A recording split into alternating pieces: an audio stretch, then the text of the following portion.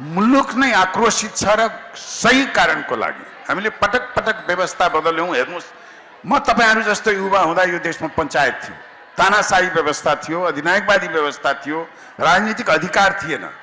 तर मलाई चाहिँ मैले मेहनत गरेर पढेँ भने तपाईहरुको जस्तो चिन्ता मलाई थियो। मैले डिस्टिंक्सन ल्याएँ, फर्स्ट डिभिजन ल्याएँ भने मैले प्लान जान पाउँथेँ, जागिर पाउँथेँ राम्रोसँग। मैले अरु राजनीतिसँग सरोकार छैन भने स्योर थियो। तर हामी त तपाईहरुलाई यहाँ डिस्टिंक्सन ल्याउनु भएको 3 महिनापछि लखेड्छौं देशबाट। यहाँ राम्रो पढ्नेलाई त तपाईहरुलाई त यहाँ त्यो संकेत अघि मैले नाम जानिन, 3-4 जना साथीहरुले मैले यहाँ तपाईहरुले प्रश्न सोध्दै गर्दाखेरि तपाईहरुको प्रश्नको गम्भीरता, तपाईहरुको त्यो प्रश्न भित्रको ऊर्जा, त्यो प्रश्नमा भएको दिगदारी र एकदमै सही तपाईको प्रश्नहरु थिए। तर यहाँ मञ्चमा हुने मन्त्रीजी हुनुहुन्थ्यो, हामीमा लोकतन्त्र छ। लोकतन्त्रमा नागरिकले प्रश्न सोध्नुपर्छ, सोध्न पाउने होइन। तपाईहरु जस्तो युवाले प्रश्न सोध्नु भएन भने लोकतन्त्र संस्थागत हुँदैन। तर तपाईहरुको प्रश्नलाई के थियो, यो अमर्यादित भयो, अनुशासित प्रश्न भएन। तपाईहरुले बम फाल्नु भएको त थिएन। यो देशमा चाहिँ केही वर्ष अघिसम्म प्रश्न होइन, राज्यको असन्तुष्टिमा सकेट बम फालिन्थ्यो। तर तपाईहरुले त एकदमै तपाईहरुको मनभित्रको तपाईहरुले प्रश्न सुन्नु भएको थियो। तर हाम्रो राजनीतिक अहिलेको परम्परागत राजनीतिले ती प्रश्न पचाएन। त्यसैले मेरो तपाईहरुलाई तपाईको प्रश्न सोध्दा सुसंस्कृत राजनीतिको एउटा महत्त्वपूर्ण कडी के हो भने उहाँहरु जस्तो जनप्रतिनिधिलाई, मन्त्रीज्यूहरुलाई, प्रधानमन्त्रीज्यूहरुलाई, सांसदहरुलाई जनउत्तरदायी बनाउने हो। प्रश्न सोध्न तपाईहरु जस्तो युवाहरु कति पनि नचिकनाउनु। म पनि राजनीतिमा छु। भोलि हामी पनि चुनिएर गयौं भने हामीलाई खाता र माला नलगाउनुस्। सबभन्दा पहिला हामीले के बाचा गरेको थियौं, हाम्रा घोषणापत्र के छन् ती जतन गरेर राख्नुस्। अनि 1 वर्ष 2 वर्ष 3 वर्ष भएपछि सोध्नुस्, तपाईले घोषणापत्रमा त यो लेख्नु भएको थियो, अहिले के भयो भन्ने कुरा। त्यसैले यो हामीले के हो भने यो पार्टी खोल्ने रहर लागेर अथवा चाहिँ तपाईको नयाँ दल खोल्नको लागि, सत्तामा जान त्यसको लागि होइन। यो पार्टी यो सामान्य अर्थको राजनीतिक पार्टी होइन यसको। र म तपाईहरुलाई एउटा कुरा म के चाहिँ यो शेयर गर्न चाहन्छु भने हामीले अहिलेसम्म जति राजनीतिक परिवर्तन गर्यौं त्यो राजनीतिक परिवर्तनले यहाँका नेताहरूलाई, यहाँका कार्यकर्ताहरूलाई चाहिँ राम्रो कल्याण गर्यो। या अघि मेयर साहबले भन्नुभयो, मेरो उहाँ मित्र हुनुहुन्छ, म जान्दछु, उहाँको ऊर्जा, उहाँको आकांक्षा, उहाँको क्रियाशीलता त्यो स्तुतीय छ। तर के गर्नुहुन्छ, तपाईले बिग्रेको गाडीमा जतिसुकै शुद्ध पेट्रोल हाल्यो भने पनि चल्छ। मसिन बिग्रेको छ भने जतिसुकै प्योर पेट्रोल हाल्यो भने नि गुरगुर गुरगुर गर्छ, बन्द भइहाल्छ। त्यसैले उहाँ जस्तो एउटा असल नागरिक विकास गरौँ भन्ने ऊर्जा भएकोमा राजनीतिले के गरेको छ त्यहाँ फसाइदिएको छ भन्नु। It's waste of his resource. अब म यहाँ बिहान आइसकेपछि मैले हेरेँ उहाँको 1.5 वर्ष अहिले सबै यो नगरपालिकाको मात्र कुरा होइन, देशभरिकै नगरपालिकामा मेरो विषय पनि हो। अर्बन प्लानिङमा पढाउँछु पनि र मैले धेरै मिडियामा पनि भनेको छु।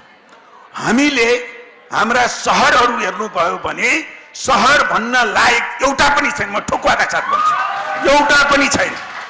र यो 1.5 वर्ष 2 वर्षमा मेयर साहबहरूले 1 वर्षभित्र गर्ने पहिलो काम के थियो भने यो सहरलाई शहरीकरण 50 वर्षपछि धनगढी कस्तो हुन्छ 50 वर्ष। किनकि हेर्नुस्, मैले घर बनाउनु अहिले पर्यो भने त्यो घरको नक्सा मेरो आमा र बाको छुट्टै हुन्छ, मेरो र मेरो श्रीमतीले चाहने घर छुट्टै हुन्छ, मेरा छोराछोरीले चाहने घर छुट्टै हुन्छ। र मैले घर बनाउँदा मेरा छोराछोरीलाई सोध्छु, मेरो बाआमालाई सोध्दिनँ। किनकि त्यो घर 50-60 वर्षको हुन्छ। त्यसैले अबको नगरपालिका कस्तो हुन्छ भन्ने तपाईहरुले डिसिजन गर्नु। मेयर साहबले फोन गरेर उहाँको पार्टीको अध्यक्षलाई सोध्नु पर्दैन, यो युवाहरूलाई सोध्नुहोस्। म अझै उहाँलाई भन्छु, यहाँको अर्बन प्लानिङ 20 वर्षको धनगढी कस्तो भन्ने अब अहिलेसम्म गरिसक्नु भएको भए यहाँलाई म सलाम गर्छु। गर्नु भएको छैन भने यही हलको युवा मध्येबाट 10-12 जना युवालाई 2-3 दिन समय त्यहाँ उहाँहरूलाई दिनुहोस्।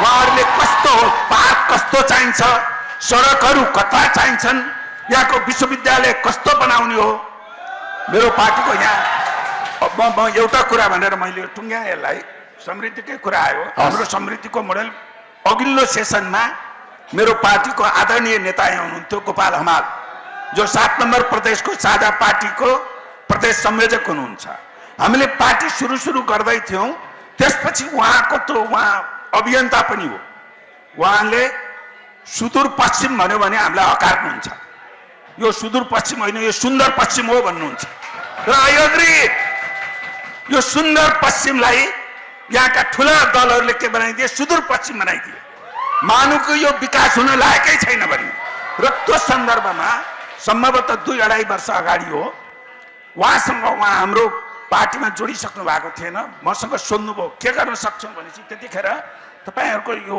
सुदूरपश्चिमाञ्चल विश्वविद्यालय भर्खर बन्दै भएर त्यहाँ चाहिँ पदाधिकारीहरूको नियुक्ति थियो मैले उहाँलाई के भने तपाईहरु नागरिक समाजको एउटा दबाव समूह बनाउनुहोस् र त्यो युनिभर्सिटी त्रिभुवन विश्वविद्यालय विकृति ल्याउने युनिभर्सिटी नबनाउनुहोस् उत्तम बनाउनुहोस् र एउटा के माग राख्नुहोस् भने त्यसको उपकुलपति रेक्टर त्यसका चाहिँ डिनहरु कमसे कम 10-12 जना विज्ञहरू 5 वर्षको लागि विदेशी प्रोफेसरहरू Harvard Stanford Oxford Cambridge Tokyo त्यो मान्नुस् अरु विश्वविद्यालय त्यसरी बनेको छन् तपाईहरुले त्यो गर्नुभयो भने काठमाडौँ आउनुस् म सहयोग गर्दिन्छु भने अहिले हेर्नुस् मैले बिहान अखबारमा पढे अहिले यो विश्वविद्यालयका तपाईको भाइस चान्सलर र रेक्टरको चाहिँ छानबिन हुँदैछ भ्रष्टाचारमा हेर्नुस् त प्राकृतिक तपाईहरुको माथि त पाप हो त्यो हेर्नुस् कहीं पनि भ्रष्टाचार अरु देशमा पनि हुन्छ तर विश्वविद्यालयको भिसी भ्रष्टाचार भन्ने संसारमा कहीं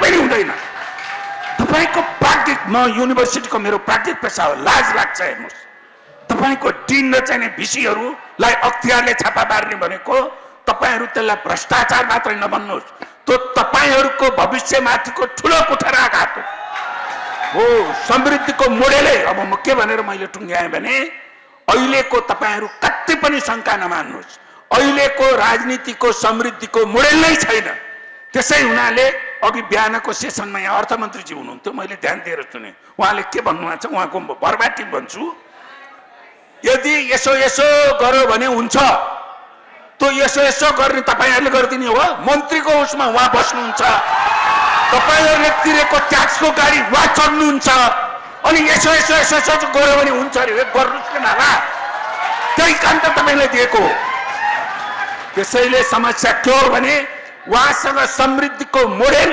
विकासको मोडेल केही पनि छैन जेरो छ जेरो उहाँसँग के छ तपाई हामीले घाँस काटेर तिरेको कर मलेसिया र अरबका हाम्रा युवाको रगत र पसिना बेचेर तिरेको कर त्यो करको बजेट छ त्यो बजेट बाँड्नुहुन्छ त्यति उहाँले गर्नुहुन्छ थ्यांक यू हस् धन्यवाद पक्कै पनि तपाईहरुको सक्रिय सहभागिता र के प्रश्न सोध्न एकदमै हतारी राख्नु भएको छ हामी देखिरहेका छौं त्यो भन्दा अगाडि म एकैछिन नागरिक समूहका अध्यक्ष निगम हुमागाई ज्यूकोमा आउँछु अब बहस पनि तातिरहेको छ यो राजनीतिलाई नागरिक समूहहरूले कसरी हेरिराख्नु भएको छ खास गरी नागरिक समूह पत्रकार हामीलाई डग वाचको रूपमा भन्छौं तपाईहरुको दृष्टिकोण चाहिँ कसरी हेरिराख्नु भएको छ यो नेपाली राजनीतिलाई हस् धेरै धेरै धन्यवाद सर नमस्कार सबैजनालाई आदरणीय यस धनगढी उपमहानगरका नगर प्रमुखज्यू त्यसैगरी पूर्वाधार विज्ञ आदरणीय व्यक्तित्व डाक्टर सूर्यराज आचार्यज्यू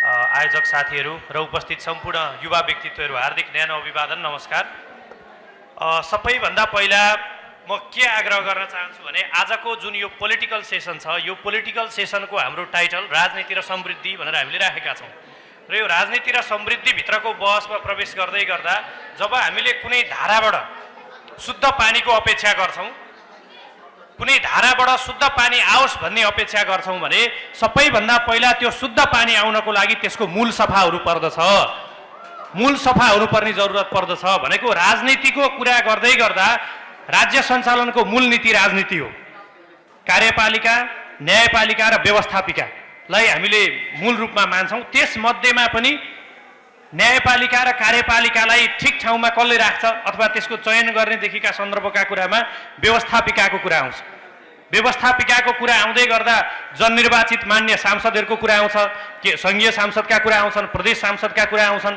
अहिले त घर घरमा सिंहदरबार भन्ने नारा अन्तर्गत चाहिँ स्थानीय सरकारहरू पनि आउँछन्। त्यो भएको कारणले सबैभन्दा पहिला राजनीतिलाई शुद्ध गर्नका लागि जुन निर्वाचन हुन्छ, निर्वाचनमा टिकट लिनको लागि कुनै गुटको नेता हुनुपर्ने कुराको अन्त्य हुनुपर्छ। दोस्रो नम्बर कुरामा निर्वाचन लड्दै गर्दा कुनै पार्टीबाट निर्वाचन लड्नको लागि टिकट लिँदै गर्दा टिकट लिनको लागि कुनै नेतालाई लगेर बिरुकेशमा पैसा बुझाउनु पर्ने प्रथाको अन्त्य हुनुपर्छ। तेस्रो नम्बरमा जब निर्वाचनमा आइन्छ, त्यो निर्वाचनमा आइसकेपछि लाखौं करोडौं रुपियाँ पैसा खर्च गरेर जबरजस्ती निर्वाचन जित्ने जुन किसिमको प्रवृत्ति छ, त्यो किसिमको प्रवृत्तिको अन्त्य हुनुपर्छ।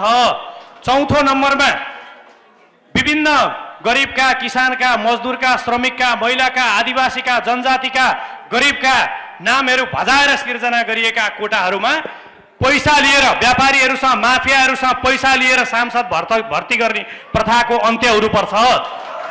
यसको साथसाथै सबैभन्दा पहिला त्यो चिजलाई हामीले शुद्ध गर्न सक्यौँ भने अनि न्यायपालिकाभित्रको राजनीति, न्यायपालिकाभित्रको भ्रष्टाचार हामी हेरौँ त 2007 सालदेखि अहिलेसम्मको अवस्थालाई हेर्दा हाम्रा पोलिसी लेभलमा, चाहे ती नेताहरू हुन्, चाहे न्यायालयमा बसेका हुन्, चाहे कर्मचारी तन्त्रमा बसेका मान्छेहरू हुन्, ती सबैले गरेका भ्रष्टाचार मात्रै छानबिन गरेर देशलाई सही ट्र्याकमा लिएर आउने हो। त्यो भ्रष्टाचार गरेर जम्मा गरेको पैसाले सबै युवालाई रोजगारी सिर्जना गर्न मिल्ने उद्योग धन्दाहरू खोल्न पुग्ने किसिमको अवस्थाहरू छ।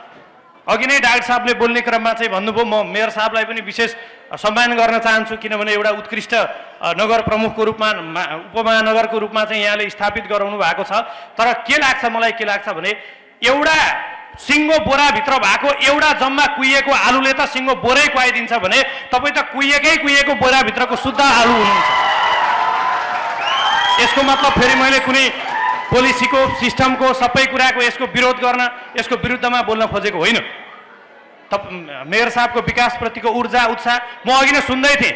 म यो कार्यक्रम स्थलमा आइपुगेदेखि निरन्तर अहिले पछिसम्म बिचमा ब्रेक भनेको कारणले एकछिन बाहिर गएँ, नभए म एकदम इन्ट्रेस्टिङसँग बसेर म सुनिरहेको थिएँ। मेरो ध्यान यताभन्दा बेसी त तलैका साथीहरूसँग थियो, किनभने म पनि तपाईँहरूकै उमेरभन्दा 2-4 वर्ष दाइ होला, 2-4 वर्ष भाइ होला। तपाईँहरूको आवाज मेरो आवाज हो। त्यो भएको कारणले हाम्रा साथीहरू के सोच्दैछन् मलाई त्यो हेर्नु थियो। अघि नै प्रश्न उठो, साथीहरूले गम्भीर प्रश्न उठाउनु भयो विकासका मोडलका सन्दर्भका कुरामा। यहाँ जवाफ आयो, 2000 वर्ष अगाडिदेखि देश बनेको छैन, केही भएको छैन, नाथे 18 महिना 2 वर्षमा केही भएन भनेर तपाईँहरू प्रश्न गर्ने भन्ने प्रश्न आए। आदरणीय साथीहरू, हामीले ख्याल गर्नु जरुरी छ।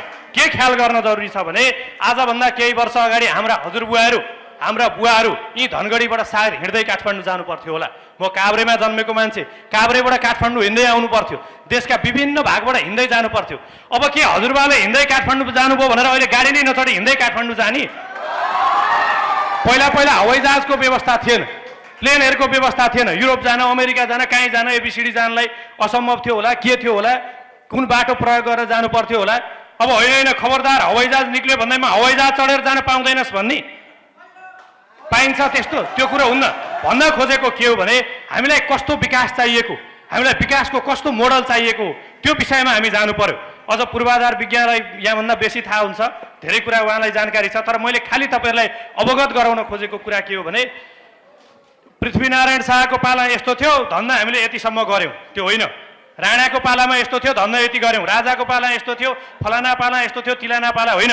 अहिलेको यङ्गर जेनेरेसनले राजनीतिलाई कसरी निहालेको छ भने प्रत्येक शासकहरूले गरेका राम्रो कुराको हामीले प्रशंसा गरौँ। पृथ्वीनारायण शाहले यो देशको एकीकरण गरे, हामी पृथ्वीनारायण शाहको प्रशंसा गरौँ। बाँके, बर्दिया, कैलाली, कञ्चनपुर भारतले खाइसकेको भूभाग जङ्गबहादुरले फिर्ता लिएर आए, हामी जङ्गबहादुरको त्यो राम्रो कुराको सम्मान गरौँ। नेपालमा प्रजातन्त्रका लागि बिपी कोइरालाहरूले सङ्घर्ष गर्नुभयो, बिपीहरूको त्यो कुराको हामीले प्रशंसा गरौँ। तर बिपीले पनि त गण्डकी त बेच्नु भयो नि, गण्डकी सम्झौता त भयो नि बिपीको पालामा पनि, होइन? कोशी सम्झौता त भयो नि। त्यसै गरी मदन भण्डारीहरूले दरबार हेर्नुहोस् त, त्यो बेला दरबारभन्दा ठुलो को थियो? दरबारको विरुद्धमा कसले आवाज उठाउन सक्थ्यो? मदन भण्डारीहरूले हिम्मत भए आऊ खुल्ला मैदानमा सिर्पेज बिसाएर चुनाव लड्न आऊ सरकार, तर खबरदार यो चाहिँ त्यहाँ दरबारमा बसेर सण्ड नचलाऊ भनेर चाहिँ मदन भण्डारीले च्यालेन्ज गर्नुभयो। ती कुराहरूलाई, राम्रा कुराहरूलाई हामीले मानौँ न। तर म के अनुरोध गर्न चाहन्छु भने हाम्रा जो अहिले शासन सत्तामा हुनुहुन्छ, जो नेताजीहरू हुनुहुन्छ, प्रधानमन्त्रीज्यू, राष्ट्रपतिज्यूदेखि लिएर मेयरज्यूहरूसम्म तपाईँहरूको ठुलो लगानी योगदान प्रजातन्त्रका लागि छ, लोकतन्त्रका लागि छ। म हार्दिक नमन गर्न चाहन्छु, सम्मान गर्न चाहन्छु, मेरो पुस्ताले सम्मान गर्न चाहन्छ। तर कसैले म प्रजातन्त्रको लागि लडेको छु, म जेल बसेको छु, त्यसकारणले मैले भ्रष्टाचार गर्न पाउनुपर्छ भन्छ भने मेरो जेनेरेसनलाई त्यो कुरा मान्य छैन। कसैले म जेल बसेको छु, म आन्दोलनको लागि लडेको छु, त्यसकारणले मैले यो देश बेच्न पाउनुपर्छ कसैले भन्छ भने त्यो कुरा हामीलाई मान्य छैन। कसैले म जेल बसेको छु या लोकतन्त्रका लागि लडेको छु, मैले जे मन लाग्यो त्यही गर्न पाउनुपर्छ भन्छ भने त्यो कुरा मेरो पुस्ताले मान्दैन, मेरो जेनेरेसनले मान्दैन। आजको चिन्ता, अबको चिन्ता पनि के हो भने हामी हिजो यस्तो भएको थियो, आज यस्तो, भोलि यस्तो मात्रै, त्यो मात्रै विषयको कुराकानी होइन। हामी कहाँ एउटा रोड म्याप हुनुपर्छ, यो मुलुक कसरी बन्छ, कृषिको सम्भावना के छ, पर्यटनको सम्भावना के छ, जडीबुटीको सम्भावना के छ, जलविद्युतको सम्भावना के छ। हेर्नुहोस् त, यी पारिपट्टि तपाईँहरू यस्तो भाग्यमानी ठाउँ, यस्तो प्रदेश हो जहाँ चीन र भारतको सिमाना गाँसिएको प्रदेशमा तपाईँहरू अवस्थित हुनुहुन्छ। तर अलिकति पर गएर महाकालीमा हेरौँ, महाकाली सन्धिले के गरेको छ। अलिकति पर गएर हेरौँ, 11,500 मेगावाट लगभग बिजुली उत्पादन गर्ने क्षमता भएको कर्णाली कसरी बगेर गएको छ। यो बर्खामा यो बाढीले उल्टो वरदान साबित हुनुपर्ने जल कसरी हामीलाई श्राप जस्तो भइरहेको छ, यो कुराको अध्ययन गरौँ। 1-2 वर्ष आज भोलिको होइन, अर्को चुनाव जित्ने रणनीति होइन, आजको 100 वर्ष पछाडि यो देश कहाँ पुग्छ भन्नेसम्मको सोचेर 2 वर्ष, 5 वर्ष, 10 वर्ष, 20 वर्ष, 50 वर्ष, 100 वर्षको योजना बनाएर राष्ट्र निर्माणमा लाग्नुपर्छ। आजको युवाले खोजेको कुरा त्यही हो।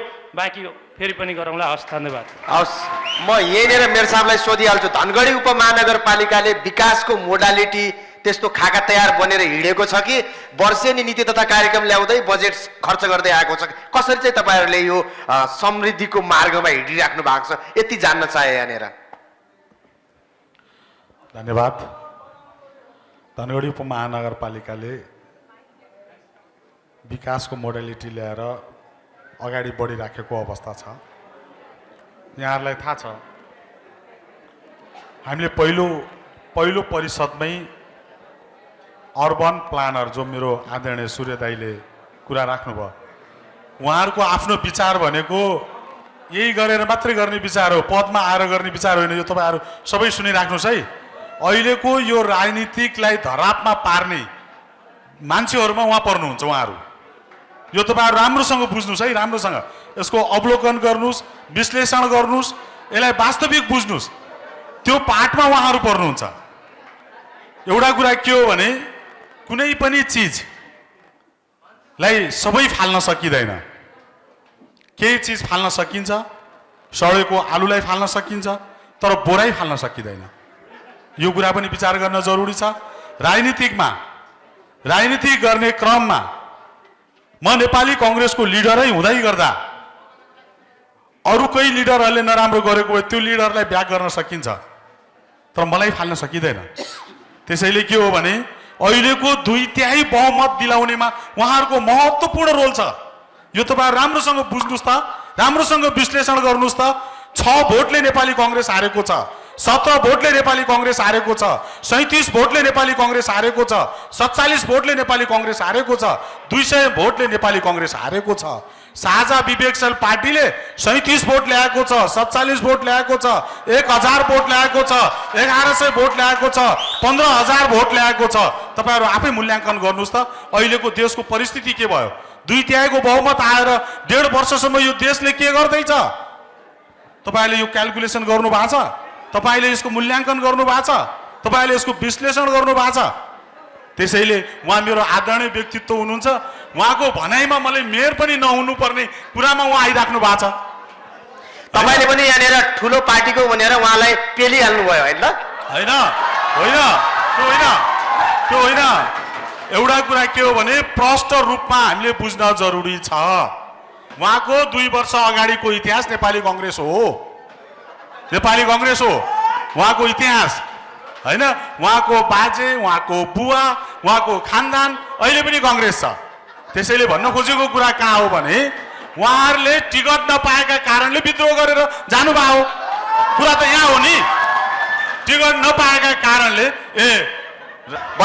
भनेपछि मेयर साहबले भन्नुभयो कि उहाँहरूले टिकट नपाएर जानु भएको। उहाँको बुझाइमा उहाँको बुझाइमा बाउ बाजे खानदान काङ्ग्रेस छ भने काङ्ग्रेसै हुनुपर्छ भन्ने तपाईँको भनाइ आयो नि? होइन, त्यो त होइन, उहाँले त्यो बुझ्नु भयो होला प्रश्न नि त। त्यही हो, इतिहासको प्रश्न भनेको त्यही हो। अहिलेसम्म तपाईँहरूलाई ल्यापटपको व्यवस्था गरेको, अहिलेसम्म तपाईँहरू प्लेनमा चढ्ने वातावरण सिर्जना गरेको र अहिलेसम्म तपाईँहरू स्वतन्त्र रूपमा हिँड्न बनाएको भनेको नेपाली कङ्ग्रेसले हो। यो बुझ्नुहोस् है, नेपाली कङ्ग्रेस त्यो नभएको भए अहिले हामी कुन ठाउँमा हुन्थ्यौँ, कुन परिस्थितिमा हुन्थ्यौँ, कुन अवस्था सिर्जना हुन्थ्यो थाहा हुँदैन थियो।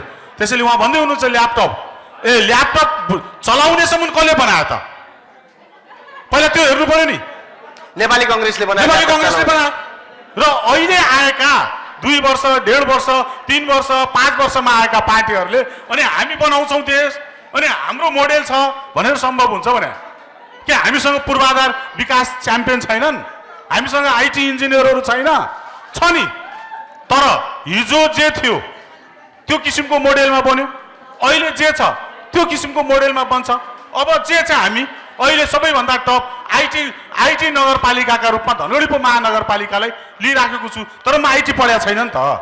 तर मेरो टार्गेट के भने धनगढी उपमहानगरपालिकालाई म आइटीमा लग्दैछु। तपाईँहरू हेर्नुहोस् अन्य नगरपालिकाको अवस्था र धनगढी उपमहानगरपालिकाको अवस्था हेर्नुहोस्। आइटीमा के छ, धनगढी उपमहानगरपालिकाले बनाएको प्लान के छ? अर्को प्लान के भने हामी अहिले कृषिको मोडेलको प्लानमा जाँदैछौँ। अहिले आधुनिकीकरण र यन्त्रीकरणमा जाँदैछौँ। त्यसैले के हो भने हामी त्यो प्लानमा छौँ। जो आउँदैन आउनेले प्लान बनाउँछु भनेर सम्भव छ? उहाँहरू 20 वर्षपछि पनि आउनुहुन्न, अनि प्लान कहिले बनाउने? प्लान बनाउनेलाई अनुरोध छ मेरो दाइलाई कि हामीलाई पनि सहयोग गर्नुहोस्, सँगै बसौँ। यो सबैको समृद्धि, यो देश सबैलाई चाहिएको छ। साझा विवेकशीललाई, नेपाली कङ्ग्रेसलाई, नेकपा एमालेलाई मात्र चाहिएको होइन, नागरिक समाजलाई मात्र चाहिएको होइन, समृद्धि हामी सबैलाई चाहिएको छ। हामी बसौँ, गोलमेच गरौँ, सल्लाह गरौँ, धनगढी उपमहानगरपालिकालाई समृद्धि कसरी बनाउने। ल आउनुहोस्, मैले त अघि पनि भने म टोटल रूपमा 2,01,000 जनतालाई मेरो विरोधी बनाउन चाहन्छु। त्यो म चाहन्छु कि हरेक मोडमा मलाई चाहिँ मेरो यहाँको नागरिकले मलाई सचेत गरोस्, मलाई राम्रो बाटोमा लगाओस् र मेरो मोडेलमा सहयोग गरोस्, मेरो मोडेलमा साथ दियोस्। तपाईँहरूलाई थाहा छ अहिले 20 देखि 25वटा ठाउँमा चाहिँ बाटोहरू रोकिएको छ, अनि मैले मोडेल बनाएर के हुन्छ? त्यो बाटोहरू रोक्न कसले लगाएको त्यो खोजी गर्नुहोस् न। योजनाहरू रोक्न कसले लगाइरहेछ धनगढी उपमहानगरपालिकामा, त्यो खोजी गरेर हिँडिदिनुहोस् न। म तयार छु, तपाईँहरूसँग अगाडि हिँड्न पनि तयार छु, तपाईँहरूको पछाडि हिँड्न पनि म तयार छु। किनभने यो समृद्धि मैले बनाउन सकेन भने धनगढी उपमहानगरपालिका डुब्छ, 5 वर्ष पछाडि पर्छ। 5 वर्ष पछाडि पर्ने भनेको अर्को 5 वर्ष पनि पछाडि पर्ने हो, किनभने मैले प्लानमा गरेँ भने अर्को 5 वर्ष पनि अगाडि बढ्छ। त्यसैले तपाईँहरूको मैले सुरुमै भने तपाईँहरूको आवश्यकता छ, तपाईँहरूको साथको आवश्यकता छ। भएका अप्ठ्याराहरू, भएका सजिलोहरू तपाईँहरूलाई थाहा छ। मैले आएको 3 महिनामा 4 महिला व्यवस्थापन गरिसकेको थिएँ। केही राजनीतिकरणका कारणले, केही व्यक्तिका कारणले त्यो प्रोजेक्ट स्थगित भएको छ, बाटोहरू रोकिएको छ, 1 इन्च बाटोहरू अगाडि बढ्न दिइराखेको छैनन्। अनि कसरी तपाईँहरू प्लानमा जानुहुन्छ?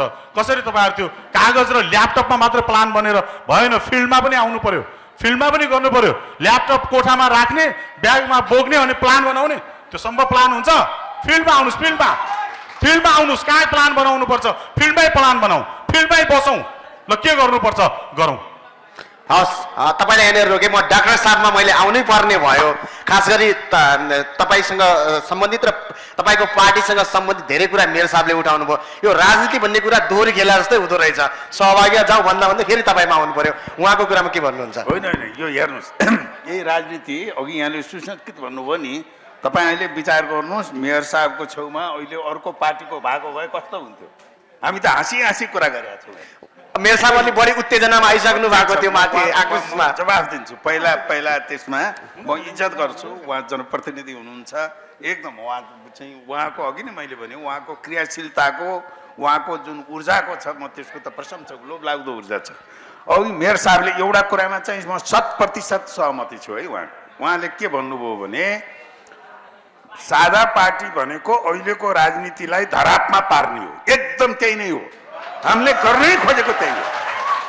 यो के हो भने अहिलेको राजनीतिको शैलीले तपाईहरूको सपनालाई पुरा गर्न उहाँहरूले सक्नुहुन्न। त्यसैले व्यवस्थालाई धराप होइन है, फेरि यसमा तपाईँहरू जान्नुहोस्, हामीले पटक पटक व्यवस्था परिवर्तन गरेर 60-70 वर्ष 3-4 पुस्ता गइसक्यो। अब व्यवस्था परिवर्तन होइन, त्यो व्यवस्था परिवर्तनले के गर्यो भने अहिलेको एन्ड रिजल्ट यो देशमा युवालाई बस्नै नसक्ने बनाइसक्यो। सबैभन्दा पीडित अहिलेको उसमा युवा हुनुहुन्छ। त्यसैले हाम्रो सबभन्दा पहिलो अब्जेक्टिभ के हो भने अहिलेको विकृत राजनीतिलाई भत्काउने धराप थापेकै हो। त्यो चाहिँ उहाँलाई म एकदम धन्यवाद, सही निष्कर्ष निकालिदिनु 1 नम्बरमा। अब दोस्रो, मेयर साहबले के चाहिँ कम्प्लेन गर्नुभयो भने तपाईहरू 2-3 वर्षसम्म चाहिँ अरूले पनि भन्नुहुन्छ हामीलाई दुलामा लुकेर बस्ने, कहाँ कहाँ जाने, हामी जेल पर्दा कहाँ गर्दा चाहिँ जाने। अहिले आएर चाहिँ अब उहाँले भन्नुभयो, बाइ द वे यो चाहिँ के टिकट नपाएर भन्नुभयो, के भनौँ भने उहाँहरू लगायत अहिले दुवै दलको मसिन मैले धेरै ठाउँमा सार्वजनिक रूपमा भनेको छु। उहाँहरूको मसिन यस्तो छ कि यतापट्टिको पुवालबाट सिद्धार्थ गौतम हाल्यो भने उताबाट निस्किँदा चाल सोभराज भएर निस्किन्छ। हामीलाई चाल सोभराज हुने डर लाग्छ, चार सोभराज हुने हैसियत हाम्रो छैन। त्यसै भएर नै हामी परेर आउँ।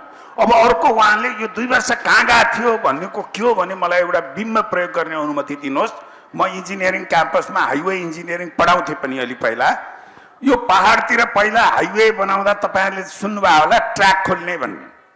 त्यो ट्र्याक खोल्ने महत्त्वपूर्ण काम के को हुन्छ भने त्यो डोजर, चेन भएको डोजर हुन्छ नि, जो भिरमा पनि जान्छ। चेन भएको डोजरले पहिला ट्र्याक खोल्छ। ट्र्याक खोलिसकेपछि हामी के चाहिँ कल्भर्ट बनाउँछौँ, साइड ड्रेन बनाउँछौँ। त्यो बाटो चिल्लो पिच भएर हाइवे हुन्छ।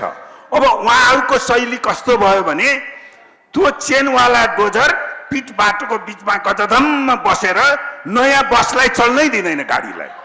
कहाँ थिइस् त बस, यो बाटो बनाउँदा बस कहाँ थिइस् त, त्यो कार कहाँ थिइस्, मैले पो बनाएको भनेर पिच भत्काउँदै त्यो चेनवाला डोजर हिँड्छ। उहाँहरूको कार्यशैली त्यही हो। अब उहाँहरूको गुनासो पनि नाजायज होइन। हामी चाहिँ के भन्छौँ भने त्यो चेनवाला डोजरलाई हामी प्रणाम गर्छौँ, धन्यवाद भन्छौँ।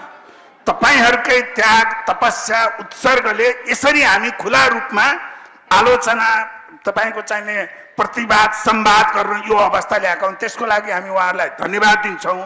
तर अबको अगाडिको बाटो यो युवाको भविष्य, यिनीहरूको यो युवा समूहको प्रश्नको जवाब दिने राजनीति खोज्नुहोस्। तपाईले भनेको कुरामा त्यो डोजर या त साइड लाग्नु पर्यो या नयाँ तरिकाले चल्नु पर्यो भन्ने हो। एक्ज्याक्ट। हामी उहाँलाई के भन्छौँ भने हामी एकदम उदारताका साथ हेर्नुहोस्। तपाईहरूले सार्वजनिक रूपमा हाम्रो पार्टीकै औपचारिक धारणा के हो भने अहिलेको सरकारलाई पनि उहाँहरू प्रमुख प्रतिपक्षमा हुनुहुन्छ, हामी पार्लियामेन्टमा छैनौँ। तपाईहरूले जिम्मेवार एउटा दलको काम गर्नुहोस्, हामी समर्थन गर्छौँ। हामी हतार छैन। हेर्नुहोस्, हामी के भन्दैनौँ भने यो देश रविन्द्र मिश्र प्रधानमन्त्री भएर देश विकसित भयो भने मात्रै विकास हुने, शेरबहादुर देउवाजी र केपी ओलीले गरेको विकास त होइन भन्दैनौँ हामी। त्यो पूर्वाग्रह छैन। उहाँहरूको सभापतिले गर्नु भने हामी ताली बजाउँछौँ, अर्कोले भने बजाउँछौँ। त्यसैले एउटा सुसंस्कृत राजनीतिको सोच नै एउटा के हुनु पर्यो भने फरक हुनु पर्यो। अघि मेयर साहबले पनि भन्नुभयो, हामी विकासको लागि उहाँहरूले गरेका सकारात्मक कुराहरूको हामी सपोर्ट गर्छौँ त्यसको, र उहाँहरूका खराबीको पनि गाली गर्दैनौँ, हामी सुझाव दिन्छौँ, आलोचना गर्छौँ। गाली र आलोचना भनेको फरक हो। त्यसैले यो महत्त्वपूर्ण प्रश्न के हो भने हामी जुन हाम्रो पार्टीको एउटा अभियान हो त्यसको 2वटा पक्ष छन्। एउटा के हो भने अहिले रहेका ठुला दलहरूलाई पनि उनीहरूलाई पनि अनुशासित बनाउने, उत्तरदायी बनाउने। यहाँ त कस्तो भयो भने चुनाव जितेपछि लोकतन्त्रमा जनता चाहिने, हामी जनता जनार्दन भन्छौँ, तर यहाँ त जनतालाई कस्तो बनाइयो भने बन्धुवा मजदुर। तपाईँहरूको यता सुदूरपश्चिममा कमैया भन्ने थियो नि, त्यो कमैया त निर्मूल भयो। अब राजनीतिक कमैयाहरू अझै छोड्नु भएको छैन। जनतालाई चाहिँ राजनीतिक दलको कमैया बनाएर नि पटक पटक मलाई चुनाव दिइनस् भने ओडामा तेरो काम पर्दैन, मलाई भोट दिइनस् भने पुलिसमा गयो भने कसले भनिदिन्छ भन्ने त्यो किसिमको ब्ल्याकमेलले, त्यसले सभ्य समाज, तपाईहरूको युवाको जुन क्रियाशीलता छ। म फेरि यो सन्दर्भमा के जोडेँ भने एउटा मैले बिहानदेखि हेरिरहेको छु, यो कार्यक्रम आयोजना गर्ने हामी कति काठमाडौँबाट हामीले बोलाउनु भएको छ, बिहानदेखिबाट यसको लजिस्टिक हेरेको छु, सबै युवा हुनुहुन्छ। म चुनौतीका साथ भन्छु, तपाईँहरूसँग स्रोत छैन, उहाँको ठुलो अड्डा छ उपमहानगरपालिका, यही कार्यक्रम उहाँहरूले गर्नुभयो भने गाई जात्रै हुन्छ, मलाई थाहा छ। तर त्यो हेर्नुहोस् त, भोलिन्टियर युवाहरूले, मेरो पुस्ताभन्दा उहाँहरूसँग त्यो क्षमता छ, त्यो क्रिएटिभिटी छ, त्यो सृजनशीलता छ, तर अहिलेको राजनीतिले त्यसलाई थिचेको छ, मौकै दिएको छैन। त्यसैले यो हाम्रो तपाईँहरूको पार्टीप्रतिको आग्रह पूर्वाग्रह होइन, हामी यो पुस्ताप्रति, मेरो छोराछोरीप्रतिको मेरो उत्तरदायित्व, हामीले त्यो समाजको धर्म मात्र निर्वाह गरेका हौँ। तपाईँहरू राजनीति ठिक भइदियो भने त हामी तपाईँहरूकै पार्टीमा मिलाउँला नि, आउँला। म तपाईँको स्वकीय सचिव भएर काम गर्न खुसी हुन्छु। यस्तो गरेर देखाइदिनुहोस् न त्यसलाई। हस्, अब चाहिँ म सहभागीमा आउँछु है त। माइक्रोफोन आउँछ अनि बोल्नु होला। हेलो, नमस्कार सबैलाई। डेस्कमा बस्नुहुनेलाई मेरो उच्च सम्मान छ। मेरो नाम केशव विष्ट। म यहाँ धनगढी उपमहानगरपालिकामा भएको हुनाले धनगढी उपमहानगरपालिका देशकै उत्कृष्ट नगरपालिका बन्न सफल भएको छ। एकचोटि जोरदार ताली बजाइदिनु सबैले। धन्यवाद छ सबैलाई।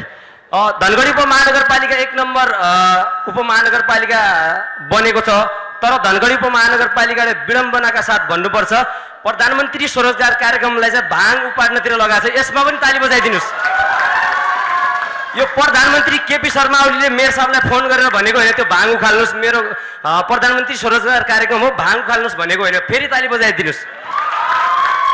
र अर्को कुरा, नगर प्रमुख भनेको कुनै पार्टीको नगर प्रमुख होइन, चुनाव लड्नुभन्दा अगाडि नगर प्रमुख हो, पार्टीको मान्छे हो। र चुनाव लडिसकेपछि, चुनाव जितिसकेपछि तपाईँ हामी सबैको हो। यसमा पनि ताली बजाइदिनुहोस्। र अब मेरो प्रश्न के छ भने, प्रधानमन्त्री स्वरोजगार कार्यक्रमको जुन बजेट छ त्यसलाई हामीले त्यो भाङ खेल्नतिर मात्रै लगाउन सकिँदैन, किनभने त्यो विकास निर्माणतिर प्रतिफलमुखी ठाउँतिर चाहिँ लगाउन सकिन्छ। उहाँले किन लगाउनु भएन त्यो कुराको उहाँले जवाब दिनुहुन्छ। र अर्को कुरा चाहिँ सूर्यराज सरप्रति मेरो उच्च सम्मान छ।